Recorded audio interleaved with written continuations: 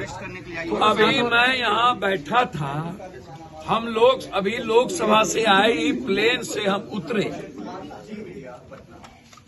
Court ने कल हमें बुलाया है और हम कोर्ट के सम्मान के लिए कल के लिए आ गए।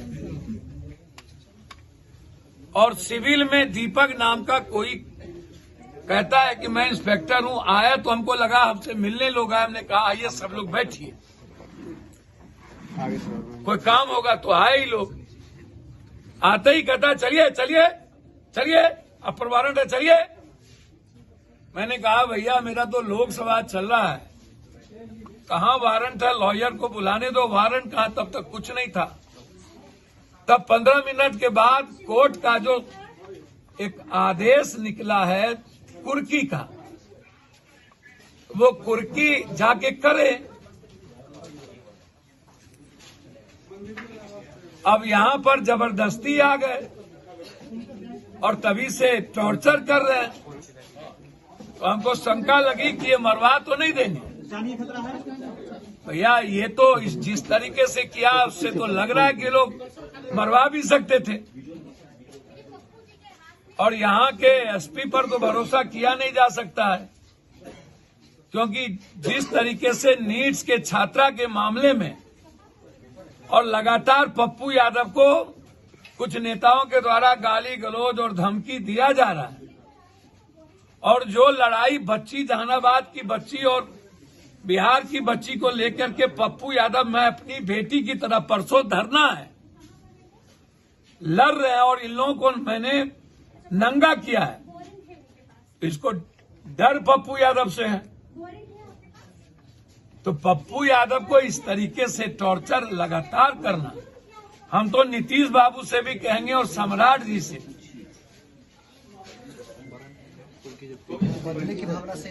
बदले की भावना उनसे आप पूछिए कि वारंट है, देख लीजिए। मेरे यहाँ वो कैसे आ सकते, खुर्दा की कुर्की का है तो जाए कर ले। मेरे यहाँ वो कैसे आ गए बिना वारंट के? क्या कहा आते हैं इन लोगों ने? चलिए, हमको लगा कौन आ गया मारने के लिए भाई। हमरे भैया कौन है आप? अब वारंट है चलिए, मैं दीपक कुमार हूं। हमने कहा सिविल में कैसे आ गए? भैया बहुत हटवा, मैं स्पीकर साहब से आग्रह करूंगा कि हमें और गृह मंत्री अमित जी से और बिहार के तमाम नेताओं से, एक एमपी की जान बिहार में खतरे में है, पुलिस कुछ भी कर सकती है।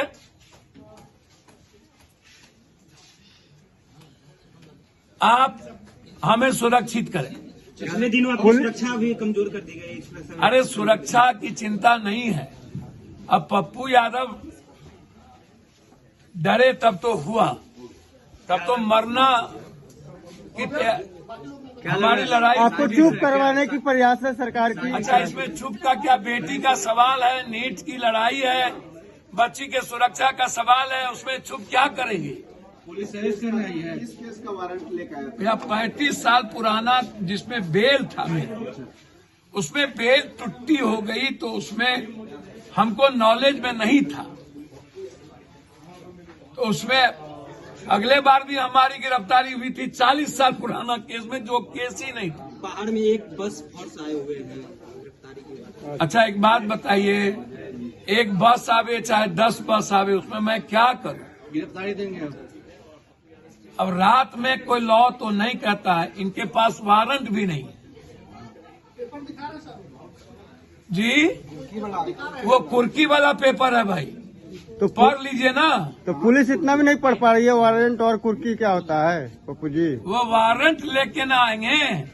रात में जान की भी डर लग रही है आपको? अब हमको काहे का डर लगेगा? हमको गजब बात करते हैं, लेकिन हम जरूर चाहेंगे सारे प्रेस वाले से।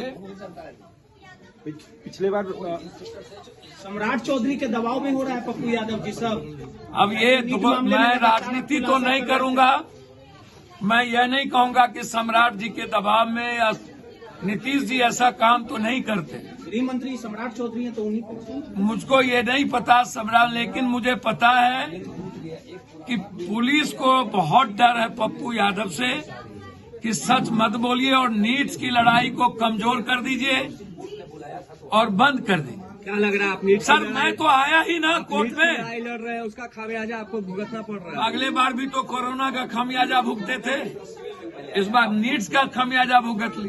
प्रशासन के लोग आपको डांट डपट किए अब तो देखिए ही वीडियो है, सारा वीडियो है कि किस तरह से उन्होंने बिहेव किया है, बहुत गलत बिहेव किया।